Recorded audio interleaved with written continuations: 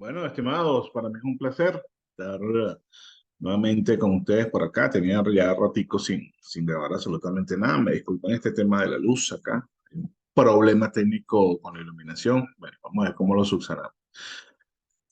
Bienvenidos a estas llamadas clases de contabilidad fiscal, en donde vamos a estar analizando el material que está en el libro de la materia 673, contabilidad fiscal.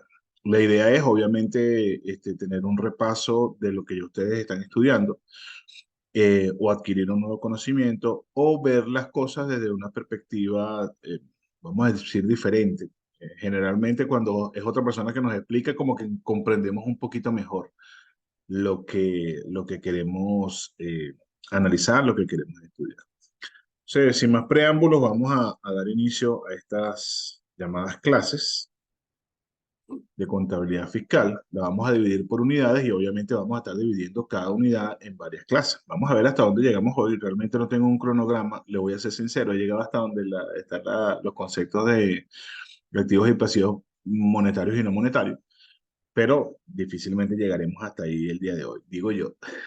Probablemente esto sea rápido y podamos llegar.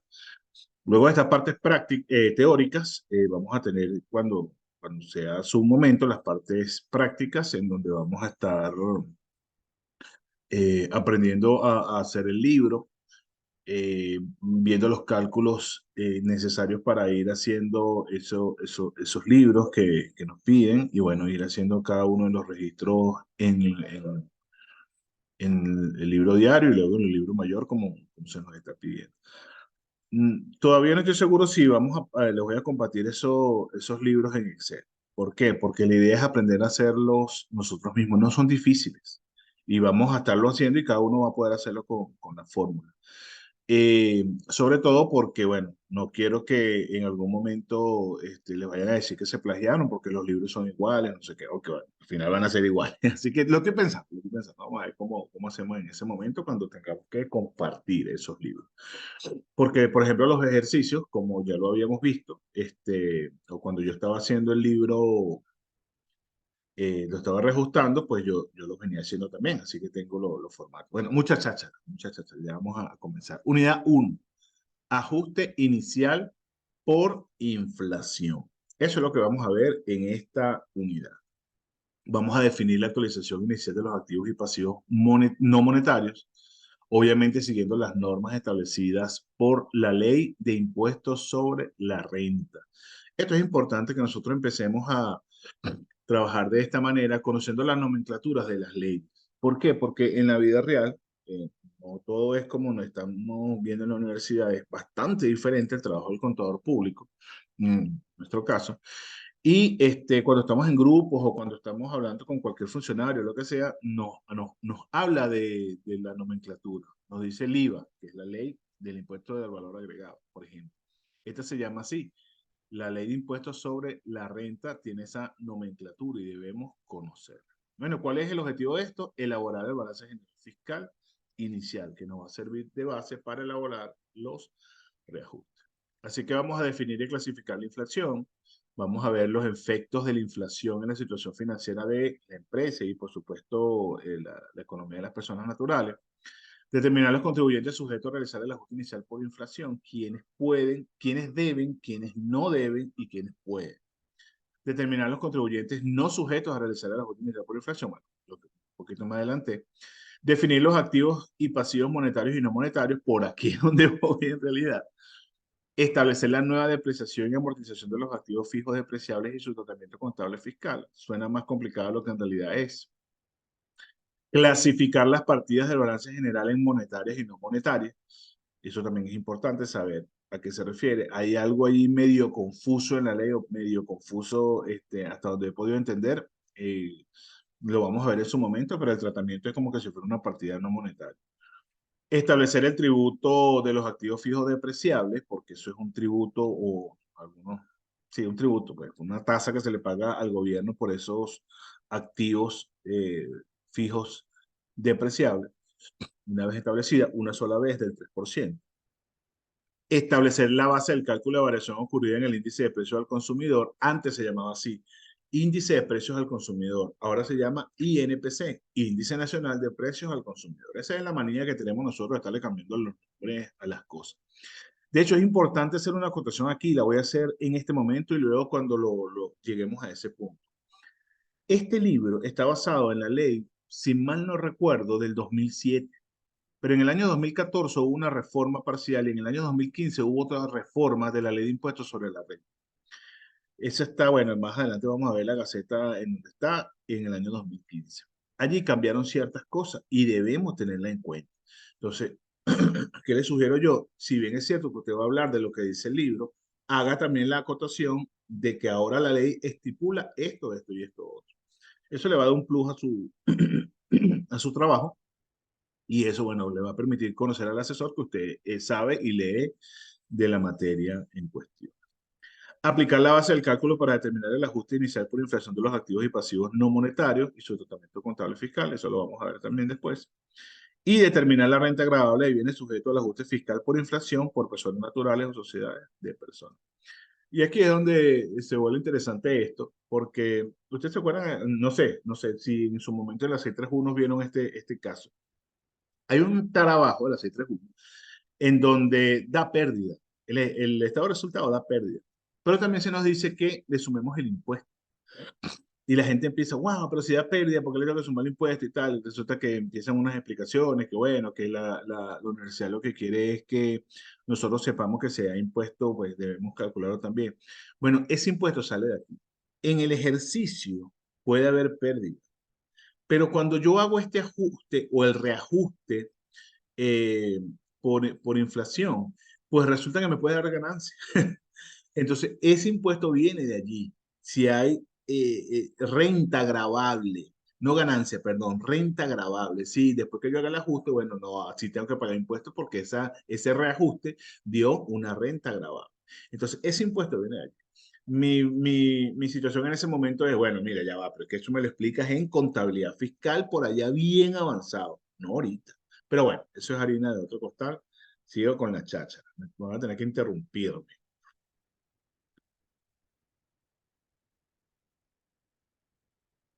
Conceptos básicos. La inflación. Vamos a bajar un momentico por aquí, porque aquí es que es lo que no me deja ver. Vamos a poner esto por aquí. Es más, vamos a quitar esto de aquí. Vamos a ponerlo por aquí. La inflación.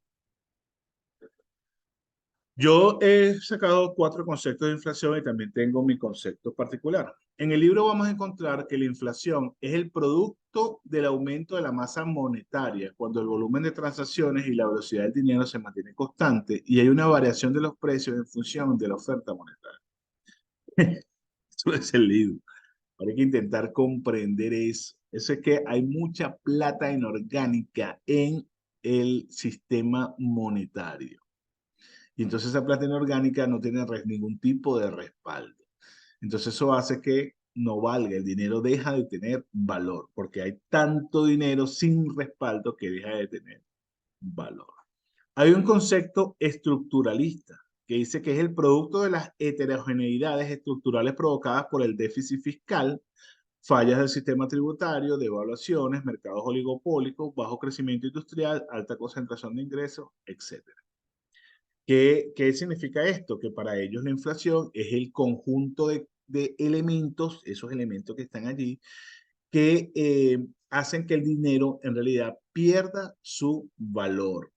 Por ejemplo, si hay un déficit fiscal, el gobierno empieza a imprimir cierta cantidad de monedas, esas monedas no tienen respaldo y todo eso va hacia la economía, hacia el sistema económico y la gente se vuelve loca intentando salir de esos bolívares que realmente no valen absolutamente nada. Eso pasaba cuando el dólar iba subiendo. Uno de los efectos es eso. ¿Qué ocurría allí? Había tanto bolívar en la calle que la gente estaba como loca intentando guardarse, respaldarse comprando dólares. Entonces no había la cantidad de dólares suficiente y por un dólar pedían cantidades exorbitantes. Es por eso que el bolívar perdía el valor.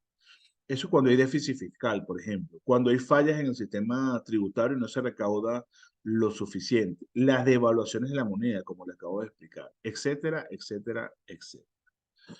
Hay un economista que yo recomiendo mucho que ustedes lo sigan, porque él a nivel de negocios es muy cotizado y muchas personas en negocios lo siguen y el hombre da muy buenos consejos, que es Asdrúbal Olivero. Asdrúbal Olivero nos dice que la inflación es el producto de malas políticas con respecto al gasto público, lo que produce déficit. Él, del concepto estructuralista que vimos arriba, se va por el tema del déficit fiscal. Y les dice lo que yo les acabo de mencionar, que el gobierno se financia con dinero inorgánico, sin respaldo, emitido por el Banco Central, y eso produce un desequilibrio. Hay demasiado dinero en la calle que no tiene ningún tipo de respaldo. Es cuando se pagan los sueldos y las utilidades que sube el dólar, es por eso, entre otras causas, ¿no? Ese es el concepto que dice Asdrúbal Oliver. En Internet encontramos otro concepto interesante, según la página El Economista. Es el aumento generalizado y sostenido de los precios de bienes y servicios por un periodo generalmente de un año. Disminuye el poder adquisitivo y hay una pérdida de valor real de la moneda de intercambio. Si ustedes pueden ver, yo me fui de lo más técnico a lo más coloquial para intentar comprender qué es la inflación.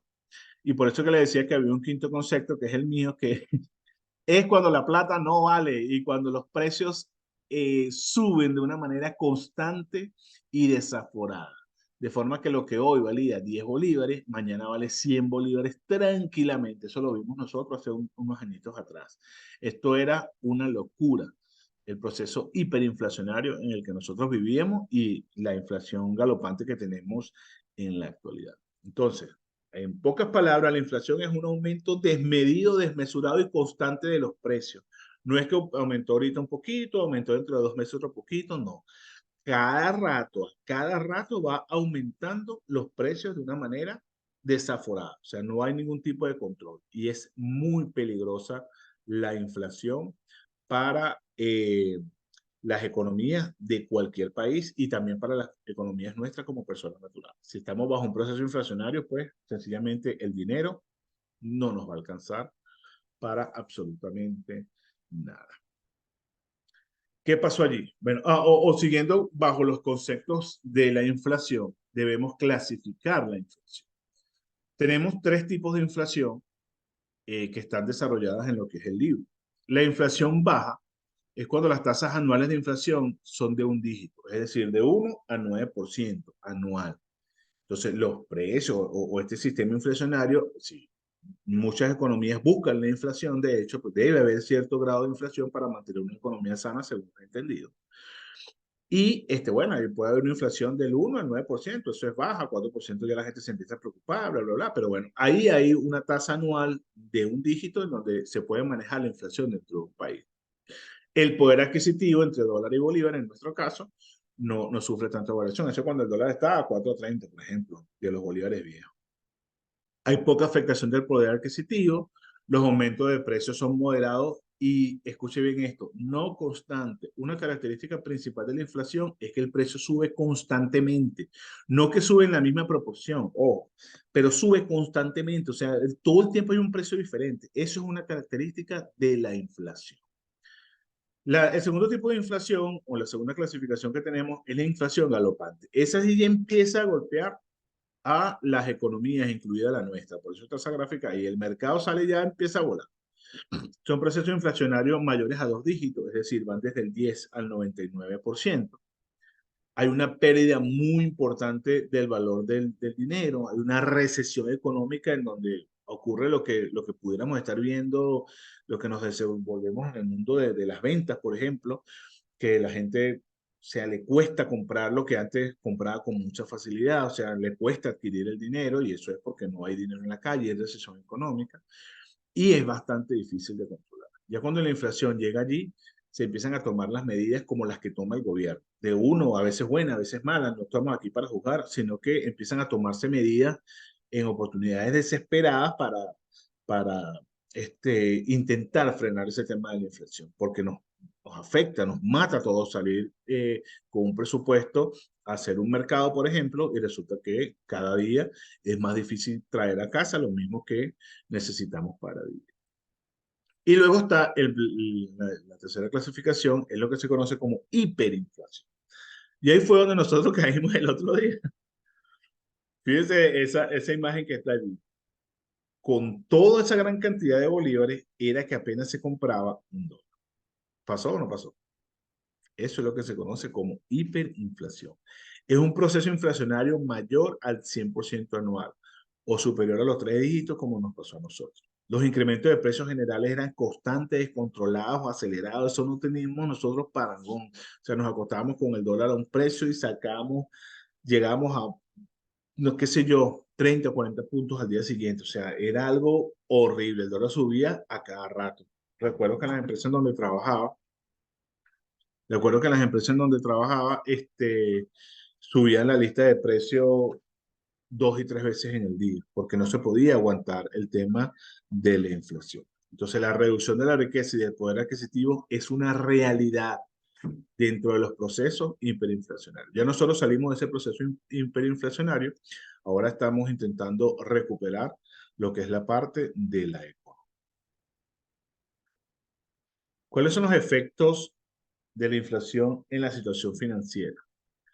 Bueno, cuando hay mucha inflación, disminuyen las partidas del balance general, es decir, los activos, los pasivos y por supuesto el capital o el patrimonio.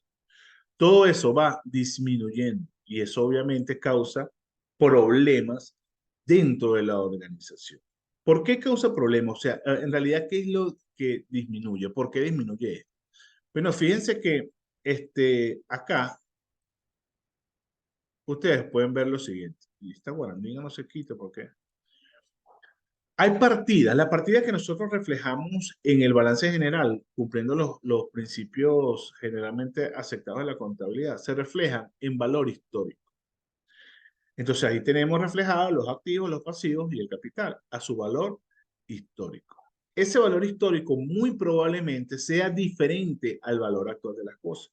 Por ejemplo, si usted compró un vehículo que lo registró en su contabilidad en bolívares, en 10 millones de bolívares, o en 10.000 bolívares, pues como de transporte, lo compró hace 4 años, y usted va hoy y pregunta, bueno, ¿cuál es el valor actual de ese vehículo?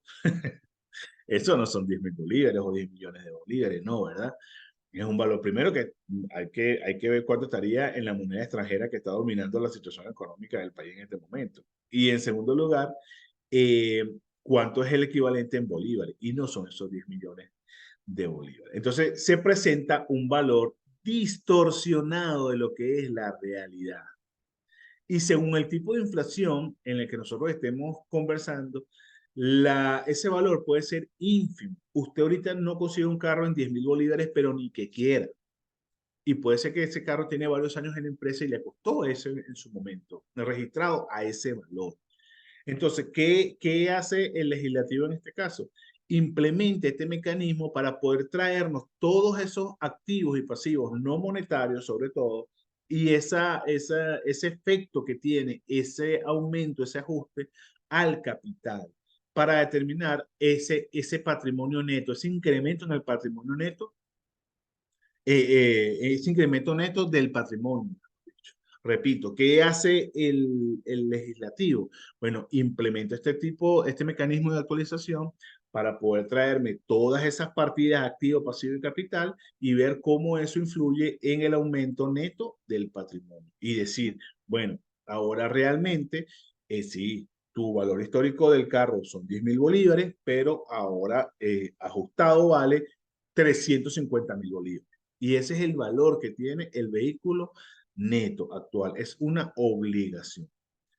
Bueno, yo no sé qué carrizo voy a hacer con esto, disculpen, no se quite. Ok, palabra clave aquí es distorsión. Esa es la palabra clave.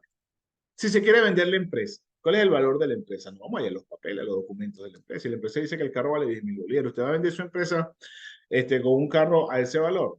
No lo va a hacer. Si se quiere pedir un préstamo en el banco pide el documento constitutivo, el registro mercantil para revisar la situación financiera de la empresa. Usted le vaya a llevar un registro de hace, qué sé yo, 10 años atrás con esos valores. ¿Qué le va a decir el banco? ¿Qué cuánto le va a prestar? No le va a prestar nada. No tiene respaldo usted suficiente para que el banco le preste absolutamente nada. Es por eso que la inflación es tan destructiva y es por eso que los gobiernos de muchos países, incluido el nuestro, adoptaron este sistema de ajuste y reajuste por inflación. Entonces, nada, vamos a dejarlo hasta acá, este primer video. Vimos los conceptos básicos de lo que eran los efectos de la inflación en la situación financiera, qué es la inflación, la clasificación de la inflación y por supuesto la introducción a lo que es nuestra materia 673, inflación fiscal. En el próximo video vamos a estar abordando otros temas, lo podemos ir adelantando un momentico, que es cuáles son los contribuyentes y sujetos, contribuyentes sujetos y no sujetos a realizar el ajuste inicial por inflación. Eso lo vamos a ver en nuestro próximo video. Por lo pronto nos despedimos. Saludos.